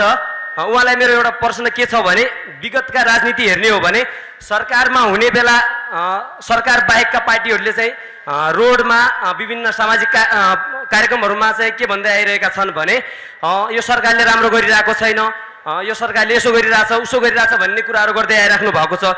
र अब चाहिँ हामीले व्यवहारिक राजनीति गर्ने हो भने, व्यवहारमा उतार्ने हो भने कसरी अगाडि बढ्नु पर्ला, अबको युवाले के गर्ने, अझै पनि खाडी नै जानुपर्ने हो कि युरोपियन कन्ट्रीतिर नै धाउनु पर्ने हो कि कसरी यसलाई चाहिँ व्यवहारिकतातिर चाहिँ लैजाने भन्ने कुरा मेरो प्रश्न रहेको छ। र नागरिक समाजका अध्यक्षज्यूसँग पनि एउटा मेरो प्रश्न के छ भने, यो नागरिक समाज पनि कतै राजनीतितिरबाट चाहिँ परिचालित हुन् कि नागरिक समाज त्यति धेरै जति व्यवहारिकता हुनुपर्ने हो त्यति व्यवहारिकता भएको देखिँदैन। तल्लो तहतिर हेर्ने हो भने गाउँ गाउँमा सिंहदरबारको नारा आएको छ, सिंहदरबार सिंह पनि आएको छैन, नारा पनि आएको छैन, खालि दरबार मात्रै आएको देखिन्छ। यो कुरा कहिले व्यवहारमा चाहिँ लागु हुन्छ भन्ने मेरो 3 जनालाई नै प्रश्न छ। धन्यवाद। बढी बोलेछु भने सरी भन्न चाहन्छु। हुन्छ, तपाईँको प्रश्न लिन्छु। कृपया 1 जनालाई सोधिदिनु होला है 3 मध्ये, किन हामीले धेरै सहभागीको प्रश्न समेट्छौँ। जतिसक्दो चाँडो हामी तपाईँहरूलाई पनि एकदमै हतार भइसकेको छ, हामी तपाईँहरूको त्यो मनोभाव बुझिरहेका छौँ। म 3टा प्रश्नको जवाब ल तपाईँ प्रश्न सोध्नुहोस् न, अनि त्यसपछि जवाब लिन्छु। सर्वप्रथम त प्रश्न सोध्न पाउँदा एकदम खुसी पनि लागिरहेको छ, तर यो प्रश्न चाहिँ मेरो मेयर साहबलाई रहेको छ। स्टार्टिङ आएदेखि नै मैले एउटा कुरा सुन्न चाहिरहेको थिएँ, अहिलेसम्म आइपुग्दा पनि एउटा कुरा मैले त्यो चाहिरहेको कुरा सुन्नै पाएन के। कुरा के भन्दा नि महिला विकास, महिला स्वतन्त्रता र महिला सुरक्षाको बारेमा सुन्न पाइएन। अब हामी भयो हेर्नुहोस् टिनेजर गर्ल, 20 म चाहिँ 20 भयो, अब 18 गर्ल्सको कुरा पनि गर्छु। हामीलाई त हेर्नुहोस् छोटो लाएर हिँड्न पनि मनपर्छ, राति पार्टी पनि गर्न मनपर्छ र साथीहरूको घर पनि जान मनपर्छ। कुरा आउँछ कुनै साथी घरमा पढ्न जान्छु भन्दा कुरा के आउँछ भन्दा नि निर्मला हत्याकाण्ड, ट्युसन पढ्न गएकी निर्मला हत्याकाण्डको फेरि निर्मला हत्याकाण्ड फेरि दोहोरिने त होइन नि छोरी भन्ने क्वेसन आउँछ। यो क्वेसनको एन्सर खोइ त सबै भन्नुभयो, मेयर साहबले भन्नुभयो अब हरेक क्षेत्रमा 10-10 वटा पत्रकारहरूको तयारी गर्दैछु भन्नुभयो। कि ती 10 वटा पत्रकारहरूले ती निर्मला हत्याकाण्डहरूलाई बचाउने छन् कि त नयाँ तपाईँले एप्स ल्याउँछु भन्नुभयो, त्यो एप्सले के पत्ता लगाउने छ यदि छ भनेपछि तपाईँले भनेको त्यो 5 मिनेटमा क्लिक हुने एप्सले पत्ता लगाउँछ भन्ने कुरा सोध्नुभयो। त्यो एप्सले के कुरा चाहिँ पत्ता लगाउँछ महिला सम्बन्धी त मैले केही सुन्न पाइनँ नि। हस् हुन्छ, धन्यवाद। थोरै प्रश्न म फेरि अर्को के गर्न चाहे भने बिहानदेखि सबै प्यानलका आउनुभयो बोल्नलाई, तर एउटा महिला पनि त्यहाँ देखिएन के। एउटा महिला त्यो सिटमा बस्नु भएको छैन किन? अझै पनि हाम्रो यो प्रदेश नम्बरले निर्मलाको लागि केही कदम उठाएको मैले देखेको छैन। म मात्रै होइन, मलाई क्वेसन सोध्न पनि डर लागिरहेको थियो कि किन थाहा छ, सुदूरपश्चिमको कुनै महिला पनि खुसी हुँदैन जबसम्म निर्मला हत्याकाण्डको पर्दाफास हुँदैन, तबसम्म कोही महिला खुसी हुँदैन। हस्, धन्यवाद है। संक्षिप्तमा म मेयर साहबबाटै सुरु गर्छु। उहाँकै प्रश्नबाट सुरु गरे। पहिला महिलाहरूको सशक्तिकरण, विकास र सुरक्षाको लागि चाहिँ के गर्नु भएको छैन भन्ने प्रश्न। सर्वप्रथम त क्वेसन सोध्ने बहिनीलाई म धन्यवाद दिन चाहन्छु। र अर्को कुरा, म आफू पनि र तपाईँहरू पनि सबै बहिनीहरू भाग्यमानी जस्तो मलाई लाग्छ किनभने धनगढी उपमहानगरपालिकामा अहिलेसम्म त्यस्तो कुनै पनि घटना घटेको छैन, पहिलो कुरा। दोस्रो कुरा, चुनाव जितेर आइसकेपछि मेरो पहिलो काम भनेको यही विषयमा थियो, मेरो पहिलो काम। त्यसैले म तपाईँहरूलाई किन म बढाउने कोसिस गर्दैछु भने यही हो। धनगढी उपमहानगरपालिकाले महिला दिदीबहिनीहरूलाई सेल्फ डिफेन्सको काम मेरै नेतृत्वमा अगाडि बढाएको यहाँहरूले सुनिराख्नु भयो होला। ठाउँ ठाउँमा फुलबारीमा गरेको छौँ, धनगढीमा गरेका छौँ र अन्यत्र क्षेत्रमा पनि हामीले सेल्फ डिफेन्सका कार्यहरू गरेका छौँ। यो पत्रकारिता उत्पादनको पहिलो उद्देश्य पनि त्यही हो कि हरेक क्षेत्रमा भएका गतिविधिहरूलाई त्यो पत्रकार भाइहरूले, त्यो पत्रकार बहिनीहरूले त्यसलाई व्यवस्थित गरेर त्यसलाई जनचेतनाका रूपमा तपाईँहरूलाई अगाडि बढाएर यसको बारेमा तपाईँहरू आफू पनि तयार हुनु पर्यो भन्ने मान्यता हो। मागका लागि मात्र होइन, महिलाले अधिकार पाउनुपर्छ भन्ने कुरा मात्र होइन, अगाडि आउने कुरामा पनि तपाईँहरू आउनुपर्छ भन्नका लागि त्यो वातावरण सिर्जना गरेको हो। र अर्को के भने, अब निर्मला हत्याकाण्डका बारेमा मैले भन्दा धेरै तपाईँहरूले बुझ्नु भएको छ, तपाईँहरूले पढ्नु भएको छ। मैले त्यसका बारेमा मैले धेरै कुरा गरिराख्नुपर्छ जस्तो मलाई लाग्दैन। तर के हो भने एप्सले गर्ने काम भनेको संरचनाको कुराहरू हो, किनभने संरचनाहरू अघि पनि कुरा आयो, भ्रष्टाचारका कुराहरू हामीले सुशासन ल्याउन चाहेका छौँ, शून्यतामा ल्याउन कोसिस गरिराखेका छौँ। यत्रो यो जमातले मात्रै मलाई 50वटा एसएमएस 100वटा दिनको एसएमएस मात्रै गर्दा त्यसले ठुलो सकारात्मक रूप लिन सक्छ। त्यहाँको त्यो प्रोजेक्ट तपाईँहरूका बीचमा भएका हरेक प्रोजेक्ट अहिले के भन्ने गरेको छ तपाईँहरूले पनि सुन्ने गर्नुभएको छ होला। तपाईँहरू पनि अहिलेसम्म त्यही लाइनमा हुनुहुन्छ। म 2 वर्षदेखि दिनको 15वटा मञ्चमा बोलिराखेको छु कि यी हरेक संरचना तपाईँहरूका हुन्। धनगढी उपमहानगरपालिकाको मेयरको होइन, त्यहाँको वडा अध्यक्षको होइन, त्यहाँको वडा सदस्यको होइन। हरेक संरचनाहरू, त्यहाँ बन्ने खानेपानी, त्यहाँ बन्ने सडक, त्यहाँ बन्ने अन्य क्रियाकलापहरू, त्यहाँ बन्ने स्वास्थ्यका भवनहरू ती तपाईँहरूका हुन्। तर समस्या कहाँनिर छ भने आफ्नो घर सफा गरेर नालीमा फोहोर फाल्नेहरूले यो नगरपालिकाको नाली हो भनिराखेको अवस्था छ। यसमा पनि यहाँहरूको महत्त्वपूर्ण सहयोग र समर्थनको आवश्यकता छ। त्यहाँ बनेको नाली नगरपालिका हो कि तपाईँहरूको घरको अगाडि बनेको त्यो फोहोर फाल्ने वालाहरूको अगाडि बनेको नाली कसको हो? नगरपालिकाको हो। म नगर प्रमुख निरप ओडको हो त्यो नाली। आफ्नो घर हामी सफा गर्ने र आफ्नो अगाडि आँगनमा चाहिँ फोहोर गर्ने त्यो अवस्था छ। प्रधानमन्त्री स्वरोजगार कार्यक्रम म केशव विष्ट भाइलाई म धन्यवाद दिन चाहन्छु। उहाँले चिन्ता गर्नुभएकोमा अझै फेरि धन्यवाद दिन चाहन्छु। उहाँले भाङ उठाउन लगाउनु भएको भन्ने कुरामा अझै म हृदयदेखि उहाँलाई धन्यवाद दिन चाहन्छु। किन धन्यवाद दिन चाहन्छु भने त्यो बजेट खर्च गर्नका लागि असाढ मसान्त भन्दा 15 दिन अगाडि नगरपालिकामा आएको छ। 88वटै स्थानीय सरकारको कुरा गर्दैन म, 293वटा स्थानीय सरकारको कुरा गर्छु म।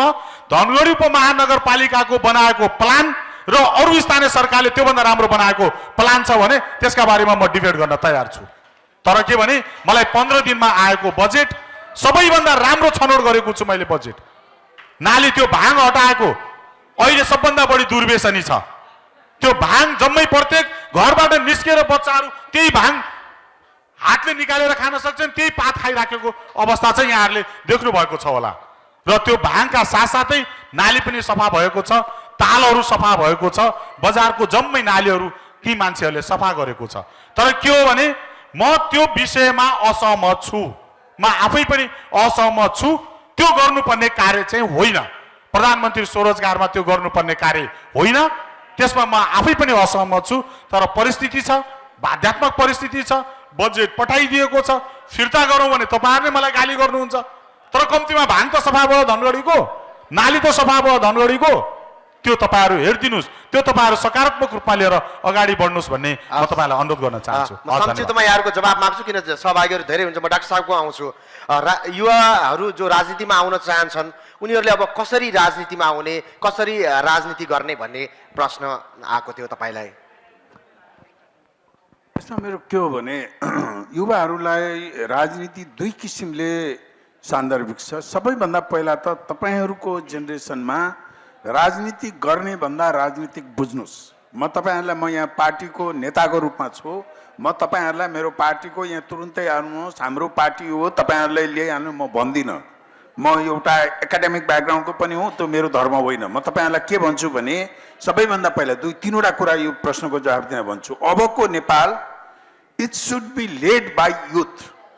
त्यो उमेरको हिसाबले युवा, सोचको हिसाबले युवा, निष्ठाको हिसाबले युवा। अब यहाँ के छ भने तपाईँलाई एउटा 70 वर्षको, म 60 वर्ष हुन लागेँ, मलाई तपाईँले प्लान बनाउने भन्नुभयो भने 40 वर्ष प्लान बना भन्यो भने डर लाग्छ मलाई, किनकि 40 वर्ष त मेरो आयु नै छैन।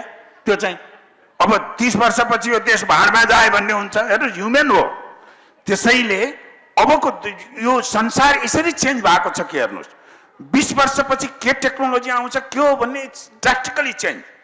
तपाईँ 100 वर्ष अगाडि हेर्नुभयो भने मेरो जिजु बुवाले बनाएको घर र मेरो बाले बनाउने घर एउटै डिजाइनको हुन्थ्यो। अहिले मैले बनाउने र मेरो छोराको अर्को हुँदैन। त्यसैले त्यो रिफ्लेक्सन हुनु पर्यो। राजनीतिमा युवाको सहभागिता हुनु पर्यो, युवाको हस्तक्षेप हुनु पर्यो, युवाको सपना राजनीतिले कोरोल्नु पर्यो। अहिलेको राजनीतिले गर्दैन। त्यसैले पहिला यो कुरामा तपाईहरुमा चेतना आउनु पर्यो। म गर्नुस् भने होइन, तपाईहरुले पार्टीको झण्डा लिएर चोक चोकमा अहिले जानु पर्दैन। पहिला तपाईहरुमा राजनीतिक चेतना त्यो भनेको के हो भने तपाईको व्यक्तित्व विकास र त पढाइको कुरा पनि हो। तपाईले करेन्ट अफेयर्स भन्छ, तपाई 12 क्लास पास गर्नु भएको छ भने करेन्ट अफेयर्सको आधारभूत कुराहरू, अखबारका कुराहरू बुझ्नु भने तपाई बौद्धिक हुन सक्नुहुन्न। त्यसैले पहिला राजनीति बुझ्नुहोस्। यो उहाँहरूले भने जस्तो राजनीति जटिल छैन। अघि एकैछिन यो मञ्चमा आउनुभन्दा पहिला मेरो शुभचिन्तक हुनुहुन्छ मेयर साहबले मलाई तर्साउँदै हुनुहुन्थ्यो, राजनीति तपाईहरुले कहाँ गर्न सक्नुहुन्छ, यस्तो गाह्रो छ यो त हो। उहाँहरूले गरे राजनीति गाह्रो थियो। जेल बस्नु पर्थ्यो, पुलिसको डन्डा खानु पर्थ्यो, रेलिङ भाँच्नु पर्थ्यो, गाडी चलाउनु पर्थ्यो। त्यो छोड्नुहोस्, त्यस्तो राजनीति भने होइन। इन्टेलेक्चुअल सही सुसंस्कृत राजनीतिको बारेमा बुझ्नुहोस् पहिलो स्टेप। त्यसपछि दोस्रो स्टेप के हो भने हेर्नुहोस्, अघि नै यहाँ कुरा आयो, यहाँ अघि योभन्दा अगाडिको शिक्षाको थियो, स्कुलको कुरा आयो, मैले सुनिरहेँ। हामी छलफल गर्छौँ निजी विद्यालय कि सरकारी विद्यालय भन्ने। साँच्चै बहस गर्ने हो भने त जापानिज विद्यालय कि कोरियन विद्यालय भनेर छलफल गर्नु पर्यो। उहाँहरूको मोडेलमा जाने हो भने तपाईहरुले यहाँ 12 BA MA गरेर जे डिस्टिङसन ल्याउनुस् माने छैन। कोरियनको भाषामा कति नम्बर आयो भन्ने माने त छ हो। त्यो पोलिसी समृद्धिको मोडेल के हो उहाँहरु? यो दुईटै पार्टीको छैन। यतापट्टि चाहिँ तपाईको लगानी सम्मेलन गर्नुहुन्छ अनि जापानसँग चाहिँ के भन्छ लेबर पठाउने चाहिँ सम्झौता गर्नुहुन्छ। त्यसैले तपाईहरुले हस्तक्षेप नगरिकिन मान्नुस्, म इमानदारी साथ तपाईहरुलाई भन्छु, मेरो पार्टीमा पनि हस्तक्षेप गर्नु। म पुरानो पुस्ताको हुँ, हुन सक्छ म जतिसुकै इमानदारीता साथ तपाईको सपना मैले सम्बोधन गर्न खोज्दा पनि मेरो उमेरले, मेरो सोचले मेरो घरमै मिल्दैन। मेरो छोराछोरीको अघि मैले भनिनँ, मैले घर बनाउन लाग्यो भने मेरो नक्सा अर्कै हुन्छ, मेरो छोराछोरीको अर्कै हुन्छ। तर म चाहिँ छोराछोरीको मान्छु। सबै त हुन सक्छ। त्यसैले मेरो पार्टीमा पनि तपाईँको पुस्ताको हस्तक्षेप चाहिन्छ। पहिला मैले टुङ्ग्याएँ, राजनीति बुझ्नुहोस्, अनि त्यसपछि तपाईँहरू मध्येको जोसँग साँच्चीकै समाजलाई हाँक्ने निस्किनै पर्छ, तपाईँहरूबाटै निस्किनु पर्छ, अनि राजनीति गर्नुहोस्। पहिला बुझेर ठिकठाकसँग पढ्नुहोस्, आलोचनात्मक चेत विकास गर्नुहोस्। हेर्नुहोस् त अहिले ठुला दलहरूको हाम्रो मिडियामा तपाईँको चाहिने छलफल हेर्नुभयो भने मलाई दिगदार लाग्छ। किनभने हाम्रो समाज पहिला गरिब मात्रै थियौँ, अहिले असभ्य पनि हुँदै गएको छौँ। त्यो किन हो त भन्दा यङ जेनेरेसनमा, पिपलहरूमा करेन्ट एफेयर्सको आलोचनात्मक चेत, बौद्धिक बहस कसरी गर्ने, एउटा वस्तुगत बहस कसरी गर्ने भन्ने त्यो चेत नभएर हो। त्यसैले मैले तपाईँहरूलाई सल्लाह चाहिँ मैले पहिला बुझ्नुहोस्, त्यसपछि तपाईँ मध्येकोले केही गर्नुहोस् पनि। त्यो चाहे जुनसुकैमा जानुहोस्, म हाम्रै पार्टीमा आउनुहोस् भन्दिनँ, बुझ्नुहोस् उहाँहरूको पार्टी के हो बुझ्नुहोस्, अर्को अहिलेको सत्ताधारी पार्टी के छ, तपाईँहरू इन्टेलिजेन्ट हुनुहुन्छ, हाम्रो पार्टीकोमा पनि बुझ्नुहोस् र बुद्धिमत्तापूर्ण निर्णय लिनुहोस्। न कि मेरो मामा फलानु हो, मेरो बाउ फलानुमा थियो भनेर होइन, आफै इन्डिपेन्डेन्ट डिसिजन लिनुहोस् र त्यसपछि राजनीतिमा पनि तपाईँहरू मध्येको आउनै पर्छ। अब अरू लिडरसिप भनेको त नट ओन्ली राजनीति, तपाईँ कोही बिजनेस लिडर हुन सक्नुहोला, कोही एकाडेमिक लिडर हुन सक्नुहोला, समाजको बागडोर सम्हाल्न तयार हुनुहोस्, मेरो तपाईँहरूलाई सल्लाह। हस्, अब म निगम सरकोमा आउँछु।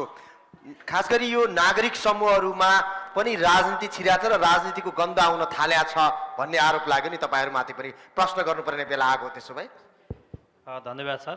दुईजना पाका सिनियर व्यक्तिहरू चाहिँ एकदमै रोचक ढङ्गले दुईटा पार्टीको चाहिँ कुरा गरिरहनु भएको छ। हाम्रो मोडरेटर सर पनि त्यतै केन्द्रित हुनुहुन्छ, युवालाई अलिकति स्टेजमै झन्डै भेदभाव हुने स्थिति थियो, भएन भने मलाई पनि त्यही लागिरह्यो। उहाँलाई 4 प्रश्न गरे, हजुरलाई एउटै प्रश्न मात्र सोध्न पाएँ। होइन, धेरै धेरै धन्यवाद। खालि अलिकति रमाइलो पनि होस् भन्ने हिसाबले सबैभन्दा पहिला हामीले के बुझ्नु पर्यो भने पहिलाका सन्दर्भमा कतिपय सन्दर्भमा चाहिँ नागरिक समाज भन्ने एनजिओ आइएनजिओहरू चलाउने, बाहिरबाट डोनेसन बजेटहरू लिएर आउने, अनि आफू अनुकूलका मान्छेलाई रोजगारी दिने, त्यहीँ करप्सन गर्ने, कुनै जातीय नारा, कुनै धार्मिक नारा, त्यस्ता किसिमका नाराहरू बोक्ने प्रवृत्तिले गर्दाखेरि पनि अलिकति नागरिक समाजमाथि चाहिँ एउटा प्रश्न चिन्ह र अलिकति त्यस्ता किसिमका प्रश्नहरू चाहिँ उठेका हुन्, यदाकदा आएका छन्। तर तपाईँ हामी सबैजनाले के बुझ्नु पर्यो भने नागरिक समाज भनेको चाहिँ कुनै एउटा व्यक्ति विशेष, कुनै एउटा संस्था विशेष, कुनै एउटा चाहिँ टिम विशेष, झुन्ड विशेष होइन भन्ने कुरो तपाईँ हामी सबैले बुझ्नु पर्यो। यो नागरिक समूहको तर्फबाट, नागरिक समाजको तर्फबाट चाहिँ अहिले सबै युवा साथीहरूको कुरामा हाम्रा युवा साथीहरूकै तर्फबाट केही कुरा राखौँ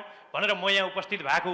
तर यो नागरिक समाज भनेको चाहिँ के बुझ्नु पर्यो भने म मात्रै होइन, हामी मात्रै होइन, त्यो संस्थामा आबद्ध हुने मान्छे मात्रै होइन, हामी सबै प्रत्येक नागरिक, प्रत्येक सचेत नागरिकहरू चाहिँ हामी नागरिक समाजहरू हौँ, नागरिक समूहहरू हौँ भनेर हजुरहरूले यो ढङ्गबाट बुझिदिनु पर्यो भन्ने म अनुरोध गर्न चाहन्छु। र अर्को कुरा चाहिँ यो विकासका कुरा, समृद्धिका कुरा निक्लिँदाखेरि अलिकति अघि न सिस्टमका विषयका कुराहरू पनि निक्ले। एकजना महिला साथीले एकदमै गम्भीरपूर्वक उहाँले एउटा विषय उठाउनु भयो, निर्मला हत्याको कुरा, महिला अधिकारको कुरा, महिला सुरक्षाको कुरा। म एकदमै सम्मान गर्न चाहन्छु उहाँको कुरालाई। र अझ मलाई एकदमै हृदयस्पर्शी तपाईँको कुरा लाग्यो कि यो 7 नम्बर प्रदेश, यो सुदूरपश्चिम क्षेत्र, जबसम्म निर्मलाको हत्यारा पत्ता लाग्दैन तबसम्म हाम्रो मन शान्त हुँदैन भन्नुभयो। तपाईँहरूको मात्रै होइन, हाम्रो पनि मन शान्त हुँदैन। यो कुरामा मेरो तपाईँप्रति एकदम जोरदार एकीबद्धता छ र म मेयर साहबलाई लगायत म सबैलाई आग्रह गर्न चाहन्छु कि यस्ता घटना आगामी दिनमा नदोहोरियोस् र छिटोभन्दा छिटो र निर्मला पन्तको हत्यारा पत्ता लागोस्, त्यो बलात्कारी पत्ता लागोस्, कडा कारबाही त्यसले पाओस्।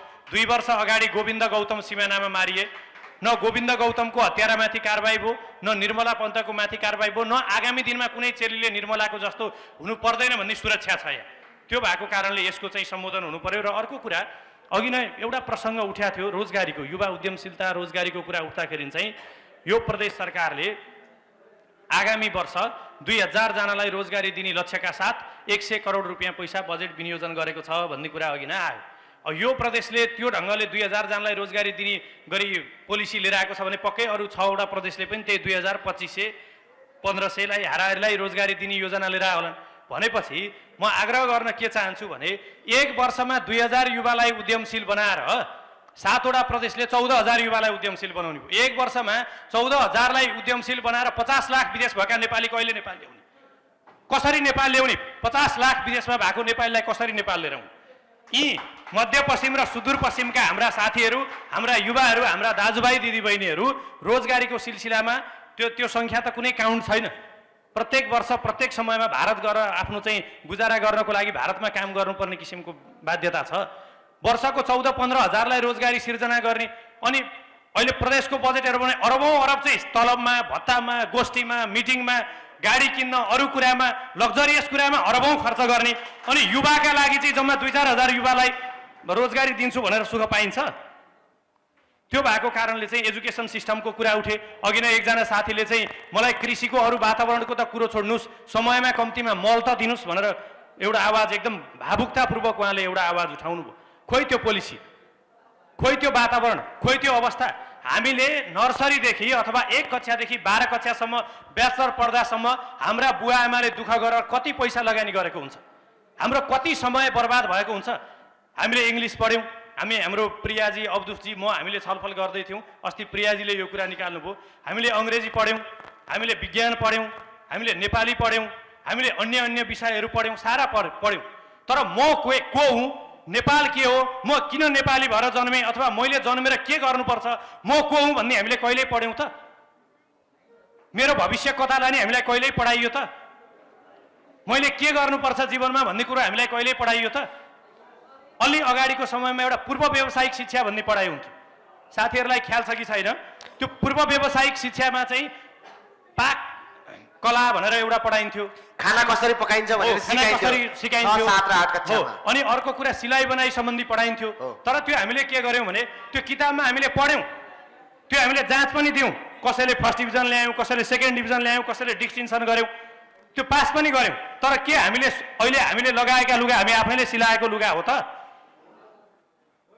के हामीले कुनै एउटा उच्च कोटीको होटलमा गएर पकाउनु पर्ने कुरा, त्यो कुक कला, त्यो कुकिङको चाहिँ कला, त्यो हामीले जान्यौँ त, सिक्यौँ त?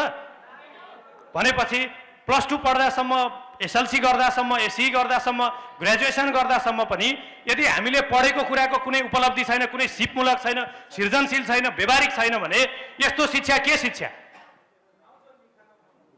होइन? अनि फेरि के आयो भने फेरि यस्तो शिक्षा के शिक्षा भनेर यो निरुत्साहित गर्न खोजेको होइन।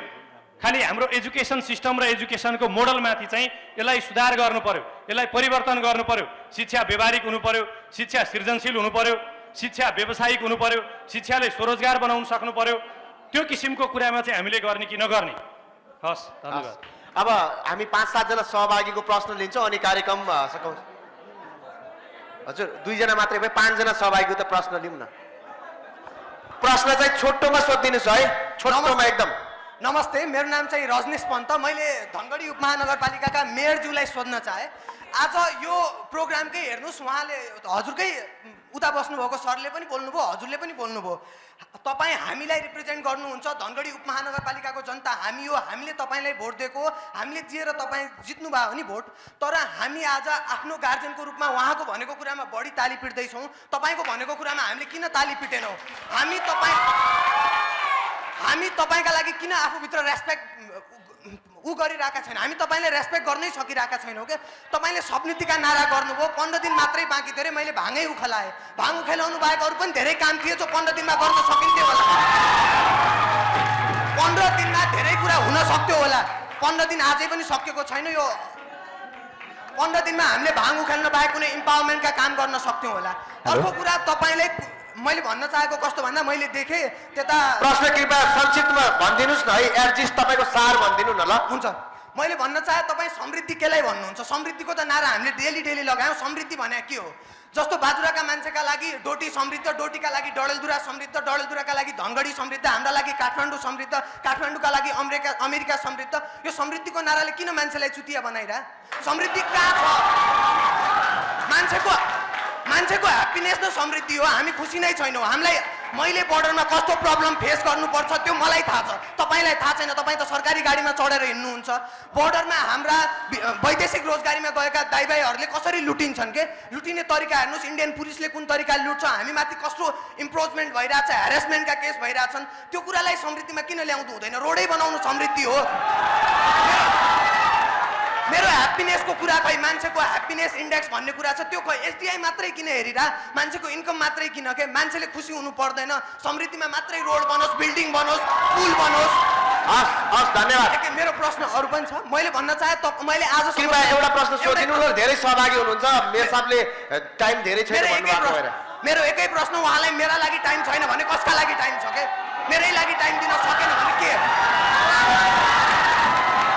मैले एउटा प्रश्न सोध्न चाहे मैले सुदूरपश्चिममा देखे अनुसार मैले एउटा मान्छे डाक्टर दीपक प्रकाश भट्ट हुनुहुन्छ उहाँ रिप्रेजेन्टेटिभ हुन् उहाँले बाहेक बोर्डर प्रब्लमको इस्युमा कसैले क्वेसन नै उठाएको छैन के किन बोर्डर प्रब्लम होइन रोड बनाउनु मात्रै प्रब्लम हो बोर्डरमा हामीले के फेस गर्छौँ म 2 रुपियाँ किलो 2 रुपियाँ आलु सस्तो पाउँछ भनेर त्यहाँ जान्छु के डेली यहाँबाट अबाउट 5-7 हजार मान्छे दिनको इन्डिया गएर सामान किनेर ल्याउँछन् के त्योमा हामीले कति प्रब्लम फेस गर्नुहुन्छ तपाईँ कहिले गएर हेर्नुहोस् न इन्डियन पुलिसले हामीलाई कुन तरिकाले हेरिरहेको म तपाईँलाई यही नै रोक्छु है तपाईँ माइन्ड नगर्नु होला किनकि तपाईँको प्रश्न लामो भयो सहभागी धेरै छन् र तपाईँको जानकारीका लागि मेयर साहबको 1 घन्टा टाइम मागेका हौँ दिनभरि मागेको भए जति पनि सोध्न पाउनुहुन्थ्यो त्यही भएर भने मैले फर्स्ट अफ अल सबैलाई मेरो नमस्कार सिधै प्रश्न है भूमिका नबाध्नुहोस् मेरो प्रश्न चाहिँ निगम हुमागाईज्यूलाई छ उहाँको इन्टरभ्यू उहाँको म सधैँ इन्टरभ्यू हेरेर आउँछु तपाईँले सीमाको कुरा त धेरै गर्नुहुन्छ अब हाम्रो यही बोर्डरमा बेलुका सुतेको मान्छे भोलि बिहान उठ्दा त भारतमा पुगिसकेको हुन्छ मेरो मतलब भारतले दिनमा 2 गुणा र रातमा 2 गुणा सीमा मिचिरहेको छ यसमा तपाईँको विचार चाहिँ के छ हस् तपाईँको प्रश्न हो यसरी छोटोमा सोधिदिनुहोस् है मेरो क्वेसन चाहिँ मेयर साहबलाई छ म भन्छु फोहोर व्यवस्थापन गर्ने कुरा गर्नुहुन्छ हामी 6 महिना जति युवाहरू सडकमा झाडो लायौँ तर अन्तिममा आएर त्यो फोहोर डम्पिङ साइट बनाउने कुरा गर्दा त्यो बजेट लिएर केहीजनालाई आफूसँग बोकेर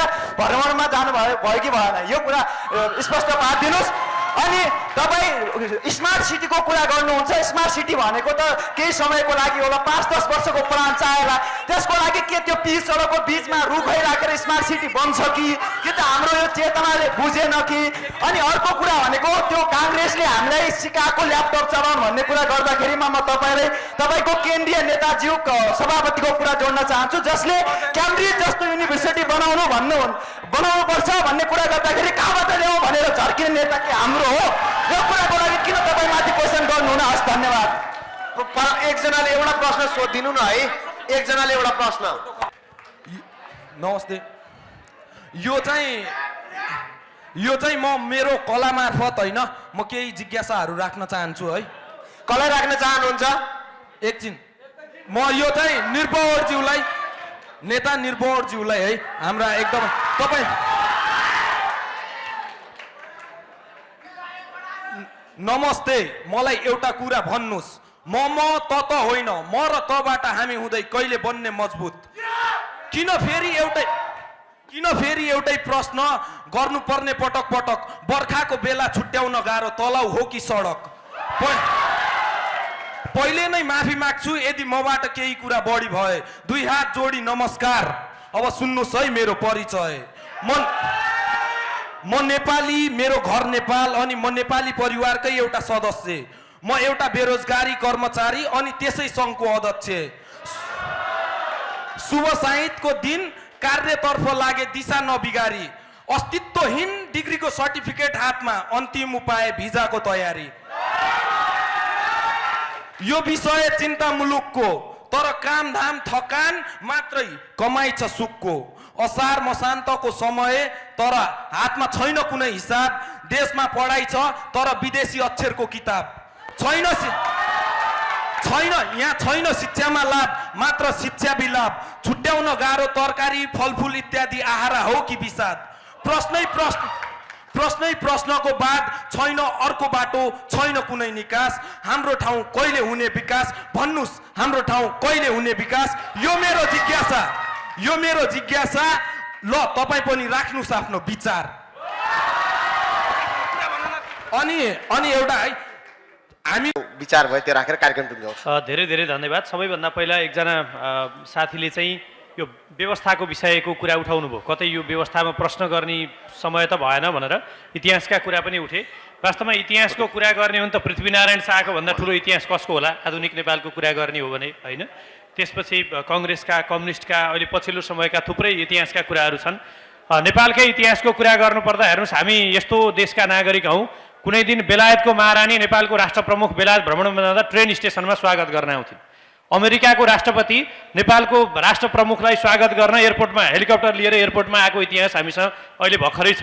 भारतका प्रधानमन्त्रीहरू एयरपोर्टमा स्वागत गर्न आएको अटल बिहारी वाजपेयी र पछाडि मनमोहन सिंह एयरपोर्टमा स्वागत गर्न आएका इतिहासहरू हामीसँग ताजै छन्। भनेको अहिले देश कहाँ गएको छ अन्तर्राष्ट्रिय राष्ट्रिय अवस्था। तर फेरि पृथ्वीनारायण शाहले देश बनाए, यसको मतलब उसको नाति पनातिलाई राजा बाँधिनुपर्छ भन्ने तर्कसँग चाहिँ म सहमत छैन। तर यसमा के चाहिँ गर्न सकिन्छ भने अब अहिलेको परिस्थिति हेर्दा अब आउने चुनावबाट पनि यो कसैले बहुमत लिएर उनी यताउति हुने खालको परिस्थिति म देख्दिनँ। त्यो भएको कारणले यो तनावग्रस्त राजनीतिक अस्थिरता एक, अर्को अब 2/3 सरकार भएर के गर्नुहुन्छ, नाथे जाबो एउटा साधारण विषादी भारतबाट भित्रिएको तरकारीको विषादी चेक गर्ने निर्णयमा त 7 दिन अड्किन सकेन भने यो 2/3 अन्तर्राष्ट्रिय कुरामा त त्यहाँभन्दा बेसी के गर्ला। त्यस्ता विषयवस्तुमा राजनीतिक दल र नेता सधैँ झुक्नु नै किन पर्छ, किन झुक्छन् होला? त्यो त अब त्यो चाहिँ मैले अघि नै भनेकै कुरामा आउँछ, मूल सफा हुनुपर्छ भन्ने कुरा आउँछ नि। हुर्काइ नै के होइन, हुर्काइ नै गलत छ। तपाईँ हेर्नुहोस् न, क्रान्तिहरू कहाँ कहाँबाट सुरु भएको छन्, कसले पैसा दिएका छन्, खुलेआम सम्झौताहरू कहाँ छन्। दिल्ली सम्झौता 12 बुँदे सम्झौताकै कुरा गरौँ न। 12 बुँदे सम्झौताले हामीलाई यो ठाउँसम्म लिएर आयो, म परिवर्तनको सम्मान गर्छु। तर दिल्लीमै किन गर्नु पर्थ्यो, नेपालमा गरे भए भइहाल्थ्यो नि। किन भारतसँग इन्फ्लुएन्स हुनुपर्ने? 1950 को सन्धि अघि नै मेयर साहबले भन्नुभयो, हुन त म देशकै उत्कृष्ट मेयर हुनुहुन्छ, एकदमै लागेर काम गर्नुभएको छ, यत्रो काम गरेको छु, दैनिक कति नेगेटिभ मात्रै कुरा गर्छन् भन्ने खालको चाहिँ अलिकति त्यो परेर पनि उहाँले अलिक कडी कडाउ त्यो आक्रोश टाइपको व्यक्त गर्नुभएको होला। म अत्यन्तै सम्मान व्यक्त गर्न चाहन्छु उहाँप्रति। र अघि नै सूर्यराज सरले भने जस्तै तपाईँको कार्यकाल चाहिँ देशकै उत्कृष्ट कार्यकाल होस्, म शुभकामना पनि दिन्छु। तर अघि नै उहाँले एउटा कुरा भन्नुभयो, खोला नाला बेचेको कुरा गर्ने, वाहियात कुरा गर्ने, नचाहिए भ्रम छर्ने। हामी थियौँ त्यसको साक्षी, हामीले सही गरे आयो खोला बेच्न भनेर मेयर साहबले भन्नुभयो। तपाईँ भन्न सक्नुहुन्छ के खोलै बेचिया होइन त? बेचिया त हो नि त, होइन? त्यो भएको कारणले कसरी जानु पर्यो भने गल्ती थियो, सक्यो होइन के। हामीले के गरौँ भने राम्रो असल राजनीति गर्ने मान्छेहरूले के गरौँ भने पूर्वजहरूले सबै राम्रो गर्दा गर्दैन त्यो चाहिँ गलत गरेका हुन्। हामी मिलेर सच्याउँ न त्यसलाई। 1950 को सन्धिलाई सच्याउँ, कोशी सम्झौता सच्याउँ, गण्डक सम्झौता सच्याउँ, महाकाली सन्धिलाई सच्याउँ। गलत जहाँ भएको छ सच्याउँ न। देश बेचिएको कुरालाई, विदेशी इन्डियनलाई नागरिकता बाँडेको कुरालाई सही रहने ठिक छ भनिदिने। मैले सही गरेँ होइन नागरिकता भनेर पन्सिन पाइन्छ, त्यो त गर्नु भएन। म आग्रह गर्न चाहन्छु हजुरहरू जस्तो व्यक्तिले त, झन् तपाईँहरू जस्तो राम्रो मान्छेले त पार्टीभित्रै आवाज उठाउनु पर्यो, पार्टीलाई यो ट्र्याकमा लिएर आउनु पर्यो राष्ट्रियताको सन्दर्भमा। र म साथीलाई के अनुरोध गर्न चाहन्छु भने व्यवस्थाको सिलसिलामा चाहिँ आउने निर्वाचनबाट सबैभन्दा राम्रो प्रत्यक्ष जननिर्वाचित कार्यकारी प्रमुख, उसले छानेको विज्ञहरूको क्याबिनेट र सांसदहरूलाई बजेट सजेटको अधिकार नदिने। बजेट विज्ञले बनाउने हो होइन, विज्ञले कहाँ कति चाहिन्छ विज्ञले तोक्छन्, त्यो आधारमा संसदले राय सुझाव दिने हो। कहाँ कहाँ आवश्यक छ आफ्नो क्षेत्रमा त्यो चिज दिने हो। त्यो किसिमको व्यवस्थामा चाहिँ नि जान सकिन्छ। तर यो व्यवस्था गलत भनेर फेरि फर्केर पुरानै व्यवस्थातिर जानतिर हामी थाल्यौँ भने त्यसले अलिकति दुर्भाग्य निम्त्याउँछ। र अर्को सिमानाको कुरा गर्नुभयो यहाँ महिला साथीले। युवा साथीहरू एउटा कुरा ध्यानपूर्वक सुन्नुहोस् त, हामीसँग युवासँग तपाईँहरू खास गरी यो सिमानाको छेउमा भएको कारणले गर्दा तपाईँहरूसँग एउटा प्रतिबद्धता छ कि छैन? म तपाईँहरूलाई एउटा प्रश्न के गर्न चाहन्छु भने नेपालमा भन्दा भारतमा सबै सामान केही सस्तो पाइन्छ हो, खास गरी खाद्य सामान, लत्ता कपडाका कुराहरू हो। आलु अलिकति सस्तो पाइएला, चिनी अलिकति सस्तो पाइएला, चामल अलिकति सस्तो पाइएला, साडीहरू, कुर्ता सुरुवालहरू, सर्ट प्यान्टहरू, टी सर्ट प्यान्टहरू, जुत्ताहरू अलिकति सस्तो पाइएला। हामी एउटा कुरामा प्रतिबद्ध छौँ कि छैनौँ? यदि साथीहरू एकछिन सुनौँ है, हामी सबैलाई यो देशको सिमानाको माया छ नि, एक चिम्टी माटोको माया छ नि, होइन? हामी हाम्रै खेतबारीमा उब्जनी गरेर या अलिकति महँगो तिर्न परे पनि पैसा कमाएर बरु 2 रुपियाँ महँगो तिर्ने, तर देशको सिमाना रक्षा गर्छौँ, तर सस्तो तरकारी किन्ने नाममा यो ओपन बोर्डर रोज्छौँ भन्ने त हामीमा छैन नि, छैन नि। हो, मेरो मान्यता सीमाको सन्दर्भमा भन्नुहुन्छ भने कुनै लुकाउनु पर्ने, दायाँ माया गर्नुपर्ने कुरा छैन, स्पष्ट कुरा छ। भारतको अहिले रक्षा मन्त्री हुनुहुन्छ, त्यति बेला गृहमन्त्री हुनुहुन्थ्यो राजनाथ सिंह, उहाँले पब्लिकली एउटा स्टेटमेन्ट दिनुभएको छ, नेपालमा 1 करोड भारतीयहरू बस्छन्, तर त्यसमध्ये अधिकांश 90% भन्दा बढी भारतीयले नेपालमा कर सर तिर्दैनन्, करको दायरामा छैनन्। चना चटपट बेच्नेहरू, अरू एबिसिडी होइन के अरे अरू काम गर्ने, जति यताउता गर्ने अधिकांशहरू छन् ती करको दायरामा छैनन्। तर हामी हेरौँ त, हामीले त गाउँको भिर पाखाको भिरबारीको उब्जनी नै नहुनेको नि कर त तिरेको छ नि, हो कि होइन? अनि हाम्रो देशमा अर्को कुनै विदेशी आएर 1 रुपियाँ कर नतिरिकन बस्न पाउँछ? आएर बस, हाम्रो सम्मान छ, काम गर, व्यापार गर, व्यवसाय गर, दुई देशको सम्बन्ध राम्रो हुनुपर्छ। तर के हुनु पर्यो? कर त तिरेर बस्नु पर्यो नि। यो भूमिमा कर्म गरेपछि यो भूमिलाई पे गर्नु पर्यो, तिर्नु पर्यो कि होइन? त्यो भएको कारणले यो सिमानाको समस्याको समाधान एउटै कुरा के हो भने, तपाईँ मेचीपारी हेर्नु भने मेचीमा त्यस्तै समस्या। त्यो पुलले, मेचीको पुलले एउटा गाउँ बनाएको छ, त्यो गाउँको त यस्तो लथालिङ्ग छ, पुराना सिनियर मान्छेहरू हुनुहुन्छ, हेर्दा हेर्दै पिल्लरै गायब। उहाँले अघि नै पनि भन्नुभयो, अघिल्लो दिन राति सुत्दा नेपाली भएर सुत्नुपर्छ, बिहान उठ्दा इन्डियन भएर चाहिँ निस्किनुपर्छ। अर्को समस्या के छ? अब पिल्लर सिल्लर सारेर एसएसबीले आएर क्याम्प गाडिसक्यो होइन? अब इन्डियन आएर भन्छ ल यो लाल पूर्जा ले नभए त सिद्धिन्छस् भन्छ। न खेत त्याग्ने कि लाल पूर्जा लिने कि नेपाली हुने कि नहुने कि यावत विडम्बना छन्। त्यो भएको कारणले यो सिमानाको समस्याको अन्त्य भनेको चाहिँ के हो भने, यो सिमाना जहाँ जहाँ छ जे छ हेरेर तोकेर विचार गर। यो सिमानामा चाहिँ छ नि झ्यामै पर्खालै लगाइदिनुपर्छ, बुझ्नुभयो? तर त्यसमा तपाईँहरूले एउटा हिम्मत गर्नुपर्छ, खास गरी सिमानाका साथीहरूले। तपाईँहरूले के हिम्मत गर्नुपर्छ भने, पर्खाल लाउने भने आउजाउ नै नहुने होइन। परिचय पत्र देखाएपछि, पासपोर्ट देखेपछि आउजाउ त भइहाल्छ नि, त्यो त संसारमा जानी हुन्छ नि, हात्तिनु पर्दैन। यहाँ भ्रम के सर्छन्, सिमानामा चाहिँ बोर्डर क्लोज गर्ने, तारबार लाउने भने चाहिँ बर्बादै हुन्छ, नेपाली जानै पाउँदैन, इन्डियन आउनै पाउँदैन। हाम्रा 40-50 लाख नेपालीहरू भारतमा गएर काम गरेर फर्किनुपर्छ, तिनीहरूको अवस्था के हुन्छ, तिनले कसरी खान पाउँछन्, त्यो अर्को के हुन्छ, यहाँ के हुन्छ, यो सारा यो भ्रम सर्ने कुरा मात्रै हो। हेर्नुहोस् होइन, बोर्डर क्लोज हुँदैमा, बोर्डर क्लोज के को लागि भने सेवा सुविधाको लागि क्लोज होइन, त्यो त दुई पक्ष बसेर एउटा अन्डरस्ट्यान्डिङ गर्ने हो नि। खाछ नि, भारतले सिँगै नेपालका ठुल्ठुला यत्रा खोला खाछ, गाडी किनेका छौँ, अरू किनेका छौँ, तरकारी किने पनि अहिले विषादीका कुरा के अनुदान दिया हो, फोकटमा तरकारी खाछौँ र भारतको पैसा तिरेर किने हो नि, व्यापार हो नि उसको। गाडी निशुल्क भारतले चढ्न दिएको छ हामीलाई, छ पैसा तिरेर किने हो नि, पेट्रोल निशुल्क दिएको छ भारतले होइन, पैसा तिरेर किने हो। पैसा तिरेर किनेको के हो भने व्यापार हो। Politics is local, economics is global, कुरो बुझ्नु भएन के? अर्थतन्त्र विश्वव्यापी हो, त्यो अनुसार हेरेर व्यापार गर्ने हो नि। राजनीति त हाम्रो माटो हेरेर गर्ने हो। नभए त सबै हेर्नुहोस्, 30 लाख कति लाखले अब पब्लिकले आइसकेका छ नि स्टेटमेन्ट, इन्डियनले नागरिकता ल्याएछन् भन्ने कुरो। अब अर्को 50-60 लाखले लिन्छन्, अनि हाम्रा 50-60 लाख युवाहरू विदेशमा छन्, अनि हामी पनि आई हेट पोलिटिक्स, खतम, यी नेता गइबार भनौँ, हामी नि भोट हाल्न नगयो। अनि भएपछि अर्को के हुन्छ स्थिति, देशको अवस्था कहाँ पुग्छ? को चुनिएर आउँछ? 49% निर्वाचन क्षेत्र कहाँ छ? यो जनआन्दोलनभन्दा पछाडि भएको निर्वाचन क्षेत्रको पुनर्निर्धारण कसरी भएको छ हेर्नुहोस्। तपाईँहरूलाई लाग्ला तराईका समस्या यताउता सबै सकिए, यो सकिया छ? कुन समस्या सकिया देख्नु भएको छ तपाईँले? यी जति समस्या भनेर देखिएका र ती समस्याका नाममा सम्झौताहरू हुँदै हुँदै हुँदै आएका छन्। केही समय सत्ताको स्वार्थका लागि ती समस्या स्थगित भएका हुन्, ती समस्या समाधान भएका होइनन्। यो कुरो ख्याल गर्नु होला। त्यो भएको कारणले युवा साथीहरूले अहिले तपाईँहरूले हामीले बुझ्नुपर्ने कुरा के हो भने, आफू राम्रो बनाऊ, आफू राम्रो काम गरौँ, आफ्नो क्वालिटीलाई राम्रो गरौँ, र सबै चिज सरकारले मात्रै, नगरपालिकाले मात्रै गरेन भनेर कम्प्लेन पनि नगरौँ। जेब्रा क्रस बनाइदिएको छ होइन, हामी जेब्रा क्रसबाट बाटो नकाट्ने हो होइन, साना के माथि आकाशे पुल छ, तलबाट मन लाग्दै हिँड्ने, अरू लगायत विभिन्न 4-5 जना मान्छे नगरपालिकामा गएको छ, पावर लाएर भर्सक आफै अगाडि जान खोज्ने, 4-5 जना पछाडि हामी लाइन कुर्न पनि नसक्ने भनेको यावत साना कुराहरू जुन हामीले सुधार गर्दा परिवर्तन गर्न सकिन्छ, हामीले गर्न सक्ने कुरा हामीले पनि गरौँ र हामी चाहिँ सुध्रिने, हामी चाहिँ असल हुने। तर देशको अरबौँ लुटेर कोही बस्या छ भने त्यसमा पनि नसौँ। यो देशको माटोको रक्षा गर्ने जिम्मेदारी हाम्रो हो। 2-5 वर्ष 10-15 वर्ष अगाडि हेर्नुहोस् त, हामी नि कति केटाकेटी थियौँ, अहिले यत्रो भयौँ। ख्याल गर्दै मेयर साहबको, सूर्यराज सरको जस्तो उमेर हुन्छ हाम्रो पनि, मिलिक्क गर्दा समय जान कति बेर लाग्छ, हो कि होइन?